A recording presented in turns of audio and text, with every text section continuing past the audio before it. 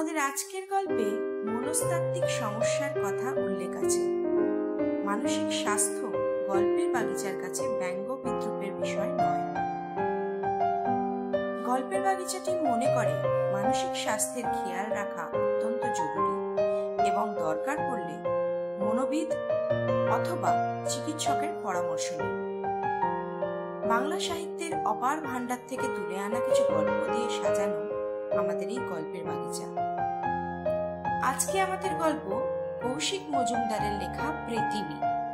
ভাষ্য পাঠে আমি শ্রীপর্ণা, গল্প পাঠে রচনা প্রিয়াঙ্কা, শ্রীপর্ণা, অভিক, অগ্নিশ, সুতনু, রাহুল। শব্দগ্রহণ ও আবহে অগ্নিশ, প্রচার অলঙ্করণে অগ্নিশ। শুরু হচ্ছে আজকের গল্প কৌশিক মজুমদারের লেখা পৃথিবী।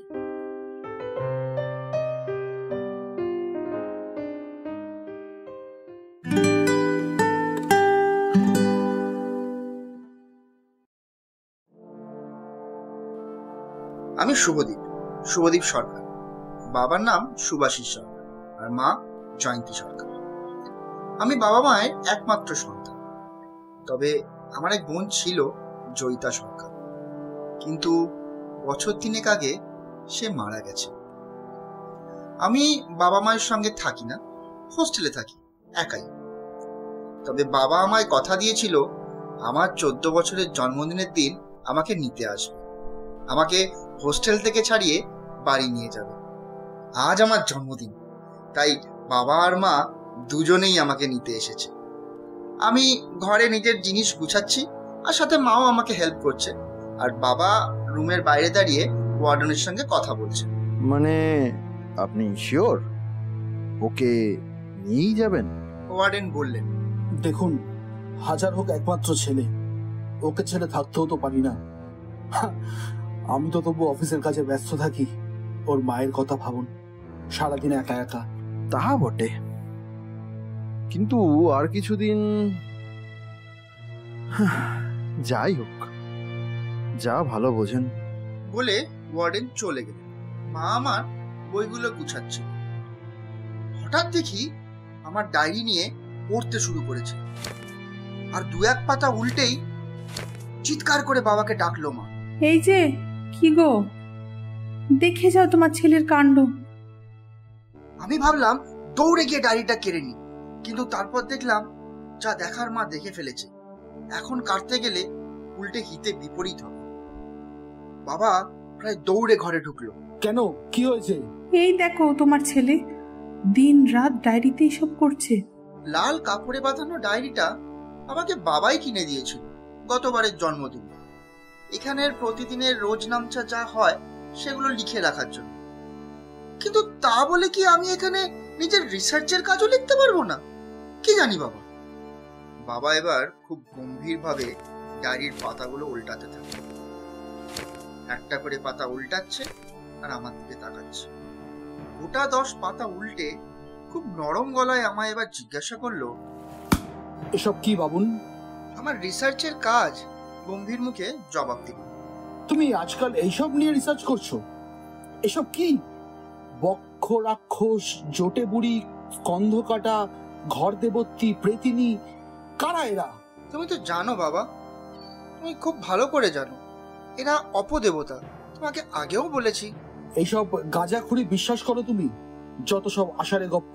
না না, গপ্প না বাবা, এরা আছেন, আমাদের মধ্যেই আছেন। এই যেমন তুমি, আমি। এসব কে শেখাচ্ছে তোমায় বলো তো? কোথা থেকে জানছো এইসব? বই পড়ে। আমাদের তো দিনে 1 ঘন্টা লাইব্রেরি অ্যালাউড। আর সেখানে বসে তুমি এইসব পড়ো? রাগে বাবার গলা এবার প্রায় ধরে এলো। মা এবার বাবাকে থামালো। তুমি আর উত্তেজিত হইও না, এবার তো বাড়িতেই থাকবে, আমি দেখছি কি করা যায়। দেখো, ডায়েরিটা মাটিতে ছুঁড়ে ফেলে বাবা বলল, তোমার কথা এখান থেকে নিয়ে যাচ্ছি, তোমার দায়িত্ব। এই বলে বাবা ঘর ছেড়ে বেরিয়ে গেল। দরজাটা বন্ধ করলো তমাশ করে। আমি কিছু বললাম, শুধু মাটি থেকে ডায়েরিটা কুড়িয়ে আবার আমার ব্যাকপ্যাকে রেখে দিলাম। বেরোতে বেরোতে আমাদের প্রায় বিকেল হয়ে গেল। বাবা আজকে নিজে ড্রাইভ করছে, আর পাশে মা, আর পিছনের সিটে আমি একা বসে আছি।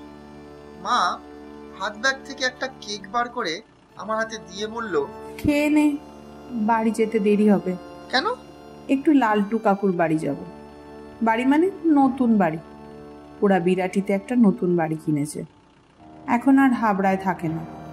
অনেক দিন ধরে আমাদের যেতে বলেছে, যাওয়া হচ্ছে না। তোর বাবা বলল, আজ যখন পাশ দিয়েই যাব তো ঘুরেই আসি। বেশিক্ষণ নয়, ঘন্টাখানেক থাকবো। ফেরার পথে বারাসাত মধ্যমগ্রামে প্রচুর ভালো দোকান হয়েছে, ডিনার করে নেওয়া যাবে। আমি কিছু বললাম না। গাড়ি এবার এয়ারপোর্টের পাশ দিয়ে যাচ্ছে। বাইরে তাকিয়ে দেখলাম সন্ধে হয়ে আসছে। আমি অনেক দিন পরে এভাবে সন্ধে নামা দেখছি। আসলে হোস্টেলে সন্ধ্যের আগেই আমাদের নিজের নিজের রুমে ঢুকে যেতে হয়, আর আমার ঘরের জানলা দিয়ে আকাশ দেখা যেত। আকাশ প্রথমে কমলা, তারপরে গোলাপি হয়ে অদ্ভুত ছাই ছাই রং নিল। এরপর সব গাড়ি ধীরে ধীরে হেডলাইট জ্বালিয়ে ফেলল। বিরাটি ব্রিজের পাশ থেকে বাবা গাড়ি ঘুরিয়ে অন্য রাস্তা নিল। এদিকের রাস্তাটা বেশ ভাঙা, এবড়ো খেবড়ো। এবার খানিকটা যাওয়ার পরেই আবার ডান দিক বাঁ দিক ঘুরে গাড়িটা এবার একটা সরু গলিতে গিয়ে ঢুকলো। তুমি ওদের বাড়ি চেনো? হ্যাঁ, একবার এসেছিলাম লালটুর সঙ্গে বাড়ি দেখতে। তখনও কেনেনি। এই 3-4 বছর বাড়িটা পড়েছিল, কেউ কিনছিল না। ও প্রায় জলের দরে পেয়ে গেছে, নইলে এই পজিশনে এত সস্তায় সম্ভব? কিনছিল না কেন? আরে লোকজনের কুসংস্কার বোঝো না? কে যেন এই বাড়িতে মারা গেছিল, সেই থেকে এই বাড়িতে নাকি। বাবা আরো যেন কিছু একটা বলতে যাচ্ছিল, কিন্তু আমি পিছনে আছি বুঝেই একেবারে চুপ মেরে গেল। মাও আর ঘাঁটালো।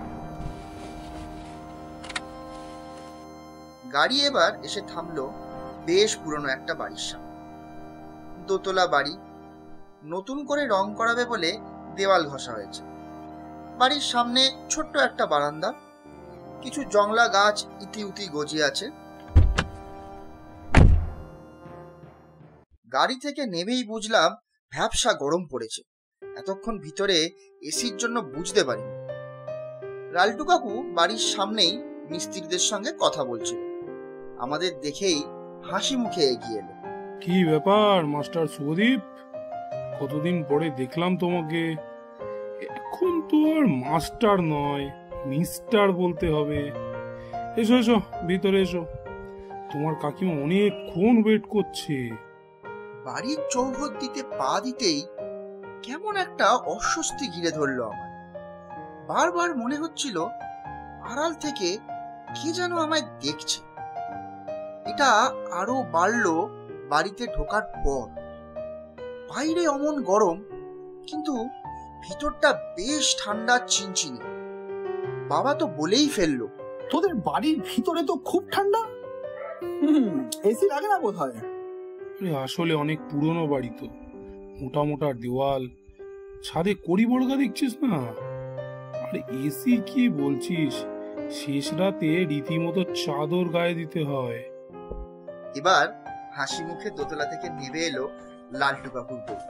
আমাদের হাত ধরে উপরে নিয়ে গেল। তুমি শুভদীপ, তোমার কথা অনেক শুনেছি, আজ শেষমেশ দেখা হলো। কাকু বিয়ে করেছে এই বছর 2 হলো। বিয়েতে আমি আসতে পারিনি, সেজন্য কাকিমার সঙ্গে এটাই আমার প্রথম দেখা। দোতলায় ঠান্ডাটা যেন অদ্ভুত ভাবে আরো বেশি, কিন্তু এমন তো হওয়ার কথা না। নিচতলায় সাধারণত বেশি ঠান্ডা হয়। আর একটা অদ্ভুত গন্ধ, গোটা দোতলা জুড়ে আষ্টে দম বন্ধ করা একটা গন্ধ। দোতলাতেই বসার ঘর। বাবা মা সোফায় বসলো, আর আমি একটা মোড়া টেনে নিয়ে বসলাম। কাকিমার মুখটা বেশ হাসি হাসি, কিন্তু মনে হচ্ছে জোর করে হাসবার চেষ্টা করছে। আমাকে একের পর এক প্রশ্ন করলো, কি ভালোবাসি, হবি কি, বন্ধু আছে কিনা। আমিও হ্যাঁ করে জবাব দিলাম। কাজের লোক এরই মধ্যে জল খাবার নিয়ে এলো, মাছের প্যাটিস আর কেক। তবে প্যাটিসটা অদ্ভুত ঠান্ডা আর আষ্টে গন্ধ।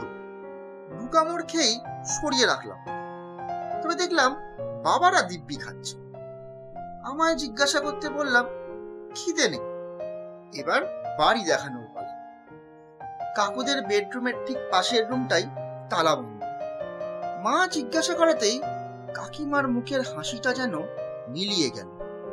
শুনলাম ওই ঘরেই নাকি আগের মালিকের বউ থাকত। আর একবার দীপাবলির রাতে তার প্রসব যন্ত্রণা ওঠে, আর ওই সময় ডাক্তার পাওয়া মুশকিল হচ্ছিল। সব ব্যবস্থা করার আগেই ওই ঘরেই বউটি মারা যায়। নাম ছিল নেহা গুপ্তা, বিহারি বেনিয়া। আমি এবার সত্যি সত্যি চমকে উঠলাম। দীপাবলির রাতে সব প্রেতেরা নরক থেকে মর্তে উঠে আসে, আমি পড়েছি। আর সেই রাতে যদি কোনো সধবা মহিলা প্রথম সন্তান হওয়ার সময় অন্তঃসত্ত্বা অবস্থায় মারা যায়, তাহলে তার কোনো গতি কেউ করতে পারে না, গয়ায় পিণ্ড দিলেও না। সে প্রেতিনী হয়ে সেই ঘরে ইটে বসে থাকে। অবশ্য বেশি দিন না, কারণ মাঝে মধ্যেই তার খিদে পায়।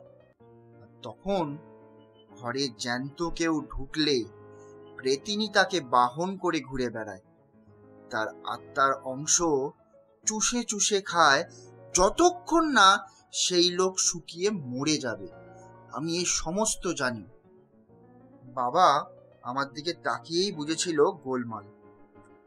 জানি না আমার ভয় কাটানোর জন্য কিনা বাবা এবার বলে উঠল, আমি ওই ঘরটা দেখব। কাকিমা ইতস্তত করে কাকুর দিকে তাকালো। কাকু বাবাকে বার করে বলল, ছাড় না, এই ঘরটাই দেখতে হবে, কি দরকার। কিন্তু বাবা জোর করতে লাগলো। শেষে কাকু বলল, ঠিক আছে, আমি দরজা খুলে দিচ্ছি, কিন্তু আমরা কেউ যাব না, তুই একাই যা। বাবা বলল, আমিও ঢুকবো, বাবুনও ঢুকবে। ওর মাথা থেকে এই পাগলামো দূর করতে হবে। মা অনেকবার মানা করলো, বাবা শুনল না।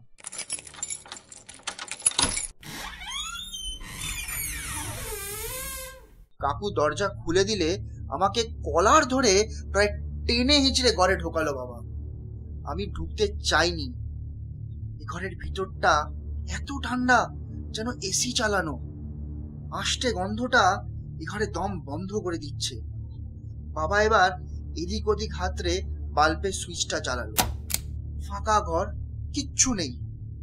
শুধু একদিকের দেওয়ালে রোগা ফ্যাকাশে মুখের এক মহিলার ছবি টাঙানো, আর তাতে পুরো ধুলো জমেছে।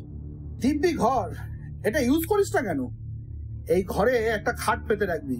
সামনের বার এই ঘরে এসে আমি শোবো বাবুনকে নিয়ে। কিরে বাবুন, তাই তো? আমি কোনো উত্তর দিলাম না। আমার মনে হচ্ছিল আমি মাথা ঘুরে পড়ে যাব। বাবা হেসে হেসে কথা বলে যাচ্ছিল, কিন্তু একটা কথাও আমার কানে ঢুকছিল না। আরো ঘন্টাখানেক আমরা ও বাড়িতে থেকে এবার বাড়ির দিকে রওনা হলাম। সিঁড়ি দিয়ে নামতে নামতে শুনলাম লালটু কাকু বাবাকে বলছে, এতটা বাড়াবাড়ি না করলেই পারতি, ছেলেটা একেবারে চুপ মেরে গেছে। বাবা মশা তাড়ানোর ভঙ্গিতে ছাড় তো বলে উড়িয়ে দিল। রাস্তায় বড্ড জ্যাম। বারাসাত পৌঁছতেই রাত প্রায় 9টা বেজে গেল।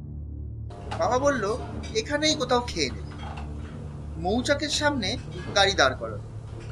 আমার খিদে পাচ্ছিল না, কিন্তু বাবা জোর করছিল, তাই 1 পিস চিকেন দিয়ে অল্প একটু ভাত খেলাম। কিন্তু সব কিছুতেই যেন সেই অসহ্য আষ্টে গন্ধ। মাকে বললাম, মা বলল সব ঠিক আছে। এরপর 10টায় যখন খেয়ে দিয়ে আমরা বেরোলাম, দেখি আকাশ মেঘে ঢাকা, টিপটিপ করে বৃষ্টি পড়ছে। কাজীপাড়া অবধি তাও রাস্তায় কিছু লরি, প্রাইভেট কার ছিল, কিন্তু রেল গেট পেরোনোর পরেই আর কিচ্ছু নেই। বাবাও অবাক, এই সময় তো যশোর রোড আর কিছু না হোক প্রচুর লরি থাকে, সেসব গেল কোথায়? আমি জানলায় মুখ ঠেকিয়ে বসেছিলাম। দুদিকে মাঠ, ধান ক্ষেত, দূরে একটা বাড়িতে টিম টিম করে আলো জ্বলছে। কোনো কারণে বোধহয় এদিকে লোডশেডিং। রাস্তায় একটাও ল্যাম্পপোস্টের আলো নেই। বাইরের অন্ধকার চোখ সয়ে যাচ্ছিল ধীরে ধীরে। আচমকা মনে হলো অন্ধকার যেন জমাট বাঁধছে গাড়ির পাশে। একটা স্থির জমাট ধোঁয়ার মতো চাপা অন্ধকার গাড়ির পাশে পাশে চলছে। আমি কাছ থেকে চোখ সরাতে পারছিলাম না।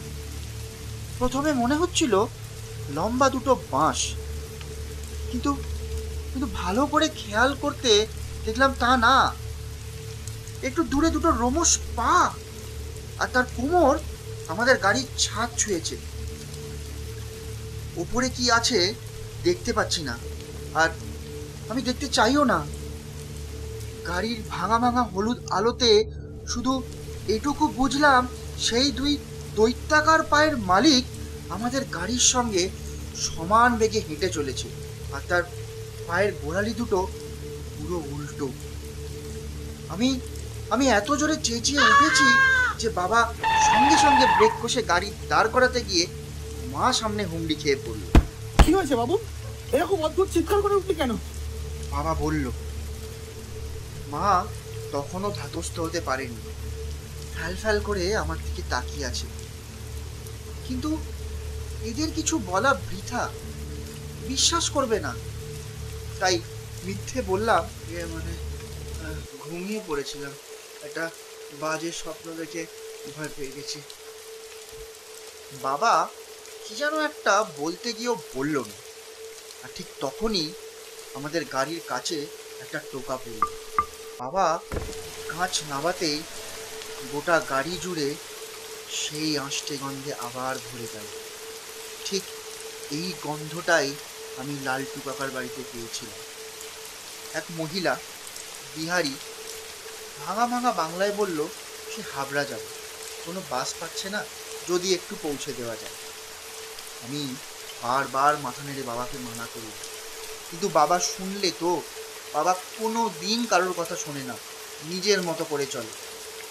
বাইরে তখনও বৃষ্টি পড়ছে, আর বাবা হাসি মুখে পিছনের গেট খুলে দিয়ে বলল, চলে আইয়ে।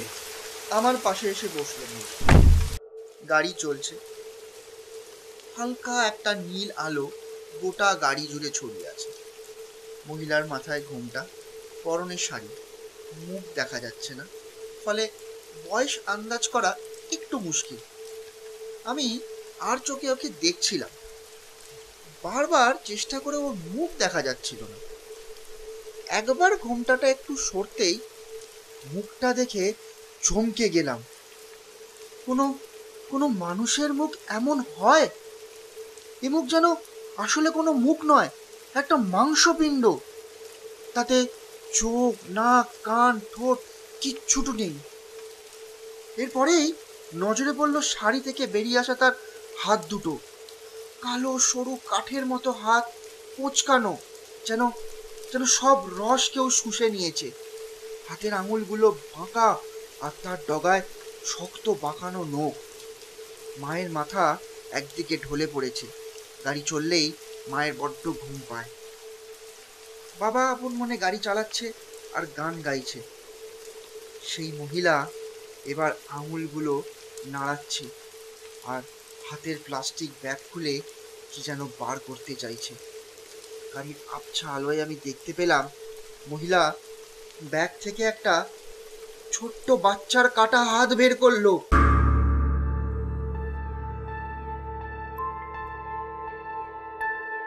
তারপর বাড়িয়ে দিল আমার দিকে। হাতের কাটা অংশ থেকে তখনও রক্ত ঝরছে। উফ, কি ভয়ঙ্কর! প্রেতিনী আমাদের পিছনে ধাওয়া করেছে। এরপরেই এক ঝলকে আমি দেখে নিলাম ওদিকের গাড়ির লকটা বন্ধ করতে বাবা ভুলে গেছে। মাথা ঠান্ডা করে আমার দিকের দরজায় পিঠ রেখে শরীরের সমস্ত শক্তি দিয়ে উল্টো দিকের দরজায় মারলাম এক লাথি। সেই প্রেতিনী কিছু বুঝে ওঠার আগেই ছিটকে পড়লো রাস্তায়, আর ঠিক তখনই উল্টো দিক থেকে আসা একটা বড় 10 চাকার লরি এসে ওর শরীরের ওপর দিয়ে চলে গেল। বাবা সঙ্গে সঙ্গে গাড়ি থামালো। বাইরে তখনও মুষলধারায় বৃষ্টি পড়ছে। বাবা আর লরি ড্রাইভার দুজনেই গাড়ি থামিয়ে অনেকক্ষণ দেখলো পিণ্ড হয়ে যাওয়া দেহটাকে। তারপর বাবা ফিরে এসে খুব শান্ত হয়ে আমাকে জিজ্ঞাসা করলো আমি কেন এমন করলাম। আমি সব বললাম, লালটু কাকুর বাড়ি, প্রেতিনীর কাহিনী, সেই বিরাটাকার উল্টানো পা, সবটা। বাবা আমাকে বকলো না, কিচ্ছু বলল না। গাড়ি ঘুরিয়ে আবার হোস্টেলের দিকে চলল। আমি এখন হোস্টেলে নিজের ঘরে বসে আছি। বাইরে মায়ের কান্না শব্দ পাওয়া যাচ্ছে। বাবা আর ওয়ার্ডেন কথা বলছেন, সঙ্গে আমার ডাক্তার সেনই বলছিলেন, আমার ভুল হয়েছে। স্কিজোফ্রেনিয়ার রোগী যে আসলে কোনোদিনই সুস্থ হয় না তা বুঝিনি। হ্যালুসিনেশনটা তার মানে এখনো চলছে। ভেবেছিলাম এই 3 বছরে আর ভালো ইমপ্রুভও করছিল তো।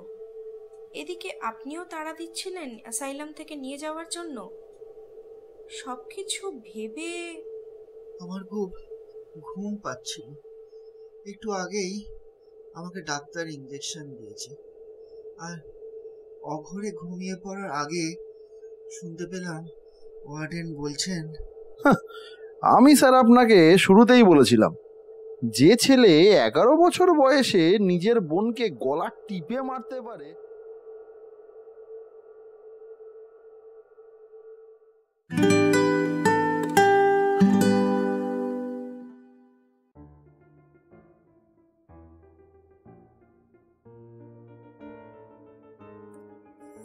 এতক্ষণ শুনলেন কৌশিক মজুমদারের লেখা প্রেতিনী। ভাষ্য পাঠে আমি শ্রীপর্ণা, গল্প পাঠে রচনা প্রিয়াঙ্কা, শ্রীপর্ণা, অভিক, অগ্নিশ, সুতনু, রাহুল। শব্দগ্রহণ ও আবহে অগ্নিশ, প্রচার অলঙ্করণে অগ্নিশ। আমাদের এই উপস্থাপনা যদি আপনাদের ভালো লেগে থাকে তাহলে লাইক, শেয়ার এবং সাবস্ক্রাইব করে আমাদের আরও উৎসাহ দেবেন, আর আমাদের এগিয়ে চলার পথকে আরও সুন্দর হতে সাহায্য করবেন এই আশা রাখি। আগামী সপ্তাহে আবার কোনো নতুন চমক নিয়ে আমরা হাজির হব গল্পের বাগিচায়। সকলে ভালো থাকবেন এবং সকলকে ভালো রাখবেন। নমস্কার।